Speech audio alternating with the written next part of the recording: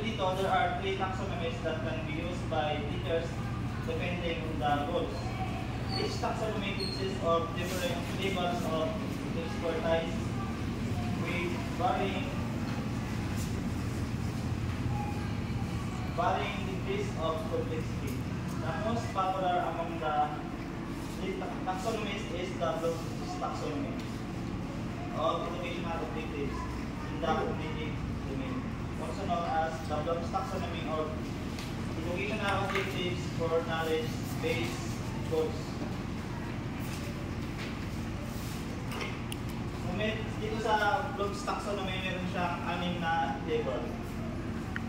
The knowledge, comprehension, application, analysis, synthesis, and the evaluation. So ito yung example ng Bloom's taxonomy. At dito sa cognitive level, meron siyang 6 yung nabanggit ko kanina. At dito is merong mga description o kung ano yung description nitong ng knowledge, and illustrative verbs kung ano yung kanyang action word ng isang knowledge, saka yung kanyang sample objective. So the first cognitive level is the knowledge. Kung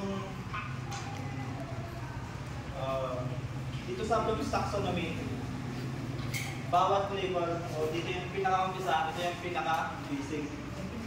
Di ba meron tayo tinatawag na spiral progression. Yung pinaka-una, yun yung pinaka-basic.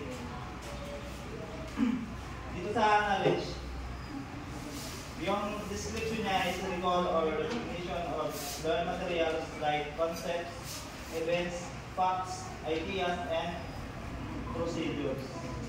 So yung kanyang illustrative verbs ay kung paano mag-define, mag-recall ng mga pangalan, mag-enumerate at maggawa ng mga labels. Sa sample objective niya is the enumerate the 6 levels of expertise in the Bloom's taxonomy of objectives in the cognitive skills. Kumbaga dito sa knowledge, ang kanyang ano lang ay pag-recall na o pag-define, pag-enumerate. Halimbawa, sa uloin na yung 6 na cognitive level. So, doon lang siya nakapokus yung sa knowledge. At dito nga meron sa example yung pag-enumerate. At nakalagay din dito yung sa illustrative verbs niya, yung enumerate. At next naman na cognitive level, kumbaga sa pangalawang level niya is the comprehension. At sa description naman ng comprehension, sabi dito, understanding the meaning of a learned material including interpretation, explanation, and literal translation. Yung kanyang illustrative verbs ay maaaring explain, describe, summarize, discuss, and translate. So yung halimbawa ng objective niya dito ay yung explain. Explain each of the 6 levels of expertise. Kumbaga itong 6 na cognitive level ay kung yung kanina sa knowledge ay sa ulo niya o enumerate, dito naman sa comprehension, i-explain niya kung ano mga tayo yung ibig sabihin nito mga bawat cognitive level. Na maaari namin i-describe naman dito sa illustrative verbs. Hindi nga. Yung pangatlo, the application.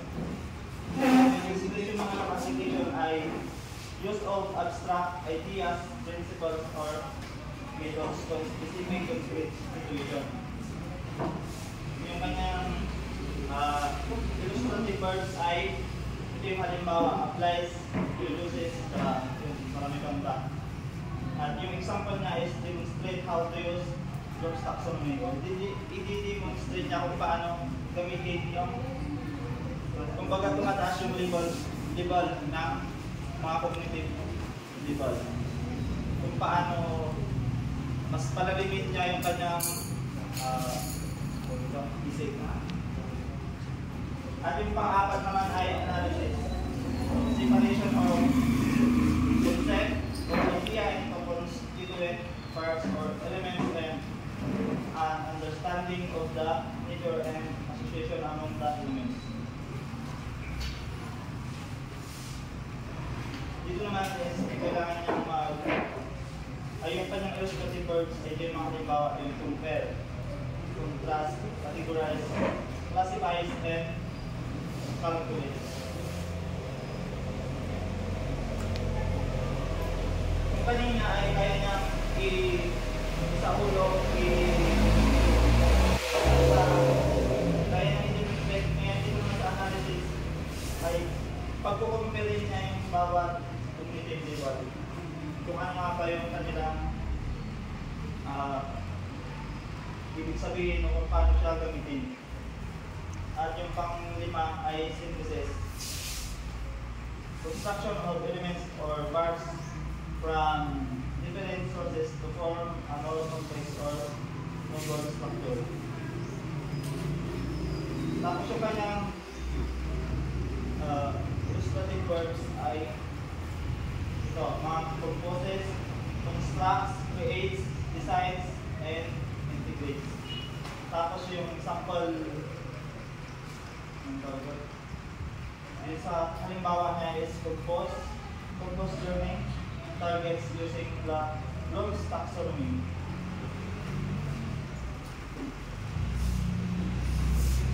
Tapos yung last naman ay evaluation. Ito na yung pinaka last sa cognitive level na Bloom's taxonomy. Kung sa ibang, meron din sa ibang Bloom's taxonomy na hindi yung anim na ito yung nakalagay dun sa cognitive level. So iba-iba, depende sa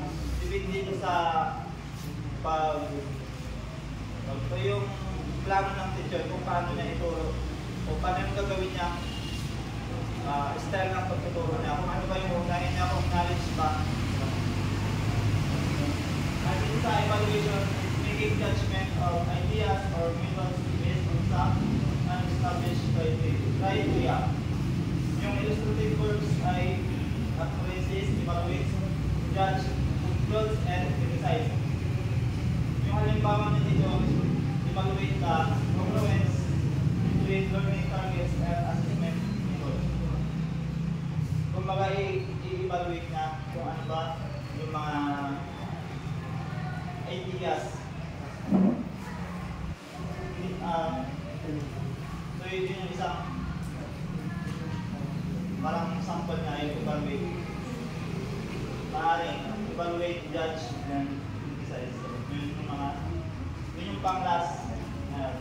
Sabi dito, Bloom's taxonomy of education objectives provide teachers with a structure guide. So ginagamit itong structure guide ng isang guro, yung Bloom's taxonomy. Kung paano siya magturo sa pinaka-umpisa hanggang sa pinaka-tulo ng kanyang pagtuturo. Sabi ko nga, ang Bloom's taxonomy ay parang spiral progression. Kung yung pinaka-madaling muna hanggang sa pahirap ng pahirap, doon yung complexity ng pagtuturo.